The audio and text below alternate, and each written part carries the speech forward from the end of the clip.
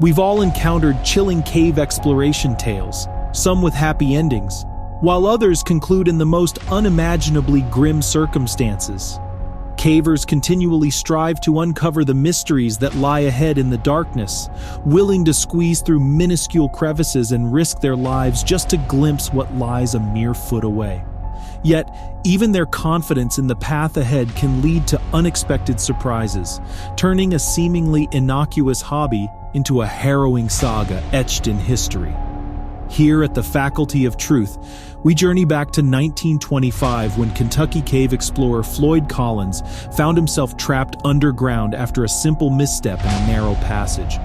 What began as a minor error escalated into a monumental rescue effort that captivated national headlines, evolving into a clash between heroism and folly, selflessness and selfishness, and ultimately, life and death. William Floyd Collins, commonly known as Floyd Collins, was born on June 20, 1887 in Logan County, Kentucky, to Lee Collins and Martha Jane Burnett.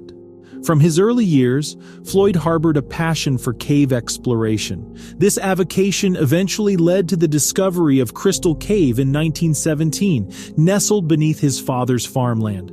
Floyd undertook the task of developing the cave into a tourist attraction, showcasing its unique helictite and gypsum formations. During Floyd's time, cave tourism emerged as a lucrative yet fiercely competitive industry. The period became known as the Cave Wars due to the intense rivalry and dubious tactics employed by competing cave owners. Despite its natural beauty, Great Crystal Cave struggled to turn a profit, primarily due to its remote location along Flint Ridge Road. Visitors often bypassed it in favor of more accessible show caves offering similar attractions. Recognizing the potential of another cave on Beasley Doyle's property, Floyd set his sights on Sand Cave. Strategically positioned beside Cave City Road, Sand Cave presented a prime opportunity for attracting travelers en route to popular destinations like Mammoth Cave. Floyd struck an agreement with Beasley Doyle to explore Sand Cave, with plans to share the profits if the cave proved to be as promising as anticipated. On January 30, 1925, Floyd Collins made the bold decision to push further into Sand Cave than ever before, armed with only a single kerosene lantern. Before proceeding, he removed his coat and draped it over a nearby boulder. Venturing into Sand Cave on that fateful day, Collins encountered numerous obstacles. Tight passageways forced him to maneuver with caution, at times inching forward on his stomach, compressing his chest, and propelling himself with his toes.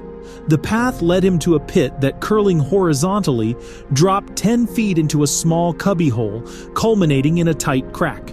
Emerging onto a ledge, Collins illuminated the cavern with his kerosene lamp, revealing a vast room extending approximately 60 feet below.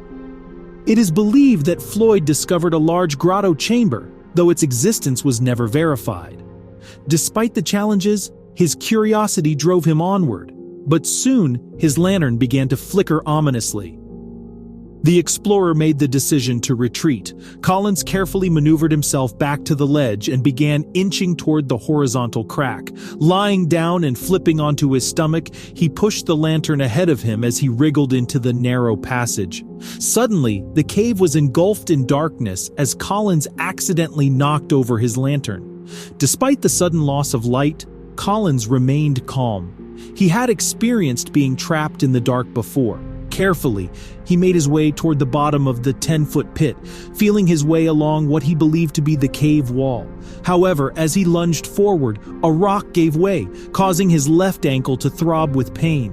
His foot had dislodged a 27-pound rock, which had become wedged around his ankle, trapping it in place. Despite his efforts, he found himself unable to free his foot from its awkward and painful position. On Saturday morning, neighbors discovered Floyd's coat hanging just inside the cave entrance. They navigated through the narrow passage until they heard his cry for help, then mobilized a rescue team. Among them was Floyd's younger brother, Homer, who was one of the first to reach him. Unfortunately, Floyd's tightly pinned body blocked Homer's attempts to reach his foot. All he could do was clear some dirt, offer him sausages and coffee, and shield him from the incessant dripping cold water with an oilcloth. while he watched his brother slip in and out of consciousness. The rescue team opted for a pulley system with hooks, but encountered significant challenges in their attempts. As they began to pull, Collins only moved a few inches before screaming out in pain from his injury. His cries indicated that he felt as though he was being torn apart.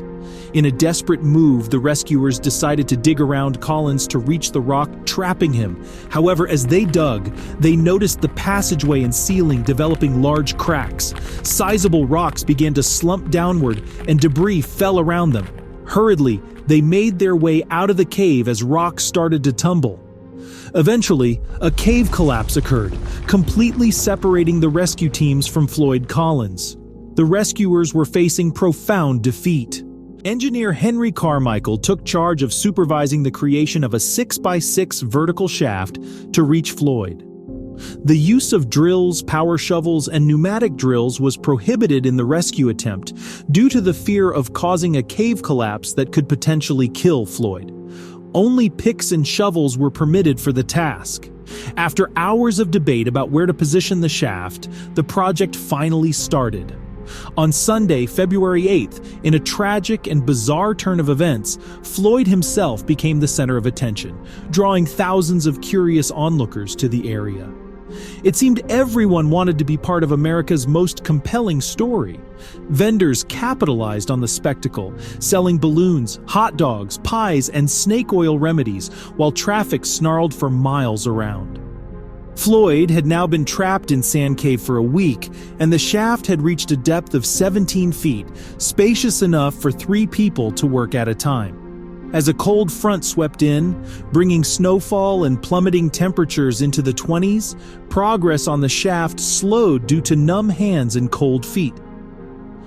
13 days into his ordeal, Floyd had not eaten for over a week, and the shaft had reached a depth of 52 feet, with only 2 workers able to operate at once. Constant shoring was required to prevent collapse. Upon reaching 55 feet, the sides began to slump, prompting the rescuers to dig laterally in a desperate bid to reach Floyd more quickly. A radio amplifier had been hastily connected to the wire supplying Collins's light bulb. A scientist believed the amplifier could detect vibrations whenever Collins moved.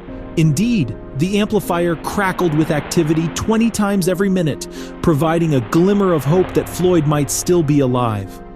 Persistent rain and fog continued to shroud the Cave City area as an estimated 5,000 people flocked to Sand Cave to witness the rescue efforts. Reporters from far and wide descended upon the scene as news of Floyd Collins's entrapment spread across the nation.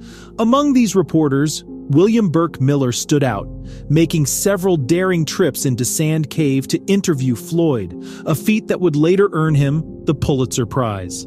On the 18th day following his entrapment, at 1:30 p.m., a breakthrough was made into a Sand Cave passage. The radio amplifier had ceased crackling a few days prior. Tragically, Floyd Collins was discovered lifeless. The cause of death was attributed to exposure, exhaustion, and starvation. Given the condition of his body, it was determined that he had been deceased for over 24 hours. With Floyd's leg still trapped, the decision was made to leave his body in Sand Cave and abandon the rescue shaft, which was slumping at an alarming rate. The risk to further lives was deemed too great to continue the rescue effort. After several months, Floyd's brother, Homer Collins, used the profits to retrieve his brother's body. Homer expressed that he would never find peace of mind if Floyd remained there. On April 17th, 7 miners redug the shaft and penetrated Sand Cave, this time behind Collins's corpse, and removed the rock pinning his leg, which weighed just 27 pounds. Eventually, Collins was laid to rest in a grave in the family cemetery, marked by a stalagmite headstone. Unfortunately, he did not rest there long. Floyd's father sold Crystal Cave to a local dentist who had Floyd's body placed in a glass-topped casket inside the cave on June 13, 1927, turning it into a heavily advertised tourist attraction. Visitors flocked to peer through a little window at the doomed cave explorer's corpse, with a tombstone installed next to it bearing the epitaph, "Greatest Cave Explorer Ever Known." In March 1929, the body mysteriously disappeared. It was found hours later with the help of bloodhounds at the edge of the Green River.